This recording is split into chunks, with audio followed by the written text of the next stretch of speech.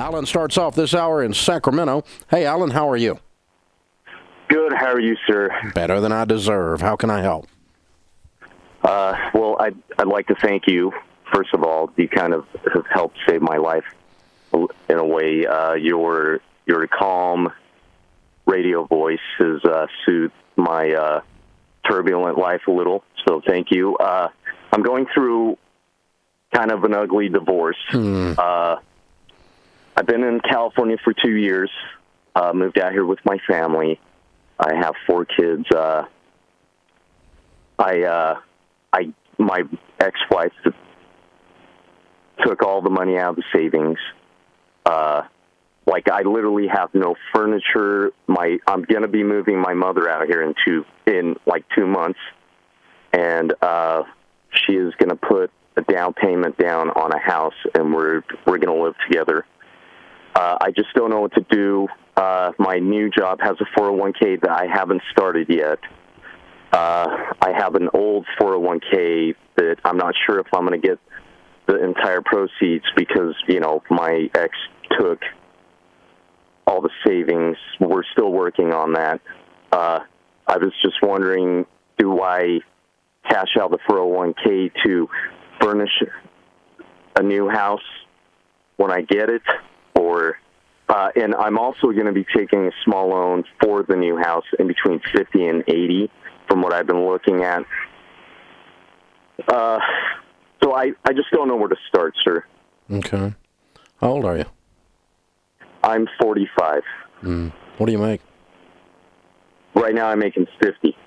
Okay. How long were you married? 18 years. I'm sorry. Well, I can hear the heartbreak in your voice, and it sounds like you've been through a really, really tough process emotionally. Very tough, sir. Anytime someone is in that kind of a situation, it is a death of sorts. Sometimes it's a real death, but in this case, it's the death of an 18-year dream, marriage, right? But anytime there's a death of magnitude, meaning it's close to you, so it has an impact on you like this one has had on you, it is very unwise to make large decisions while you're in the gumbo. Like, for instance, let's say a lady calls me on the air and she's been married 50 years and her husband died 3 weeks ago and she wants to go buy a house with her son. I would tell her, no, bad idea. It could be a good idea. It is a really bad time for you to be making big house decisions. And you going in partners with your mommy after your wife no, this has got bad medicine. Not a chance. I would not do this. Here's the thing, too, Dave. My mother's getting up there in years. She's 80. So one of you buy the house and the other one live there.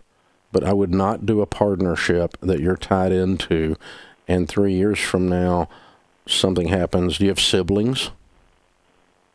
I don't. I do. I have a sister. She lives in New York. Yeah, and so she decides she wants to lay claim on this house you own part of. This is just a messy legal thing that you're getting ready to enter into.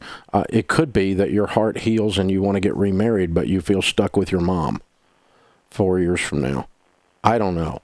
But I don't mind you taking care of your mom if she needs care. And if she wants to buy a house and you stay with her for a while and care for her and help her in the transition until the next phase of your life opens up, that's an okay thing. But going in partners and you taking out a loan and her taking out a loan and y'all be on the same deed, I would not do that. I also would not put money in a 401k right now. I'd not put money in anything except in a bank account piled up or in cash piled up in a tackle box under your bed. I don't care until this divorce is 100% final and you know exactly where you stand. Then you would restart your baby steps. Okay. But anything you start right now could be gotten a hold of by her in this settlement. And I'm not saying hide stuff from her, but I am saying you just need to be very, very liquid. It's a big pile of money covers a lot of time for you to heal and time for you to work through this grieving process because, dude, I can hear it in your voice. This knocked you on your back. Oh, completely. completely. I moved out here for her because she wanted to take care of her grandmother with our 4 kids. Yeah. And I have no family out here. I have no friends. I feel completely abandoned. Yeah. But the thing, too, Dave, is I have 2 minor kids still. And so there'll be some child support. I need a child support is $1,000 a month for everything, spousal support, child support. But furniture's not that big a deal, and you don't need to cash out 401ks and have all the penalties just to get some furniture. You're a single guy again. You go to a garage sale and you buy an old leather couch and you throw it in the 1-bedroom apartment and you sleep on it. Life's okay. It's a temporary thing. This time next year you'll be set up somewhere doing something. But you don't need to rush in to furnish a whole freaking house. You're a single guy. If your mom wants to furnish a house she's buying, she can do that, and you can live there and take care of her, and that would give you a safety net for emotionally to heal. But you don't need to go in debt. You don't need to be borrowing money to buy a house. You don't need to be cashing out 401ks. You don't need to be making big decisions. Make as many small decisions as you can, and give yourself some time. I went and visited my friend a few years ago who'd had a massive car wreck. When I walked into the room, you could hardly recognize him. He got T-boned, and it smashed the whole side of his face in. Ended up losing one of his eyes. He was so swollen all over, I thought I was in the wrong room. I didn't recognize him.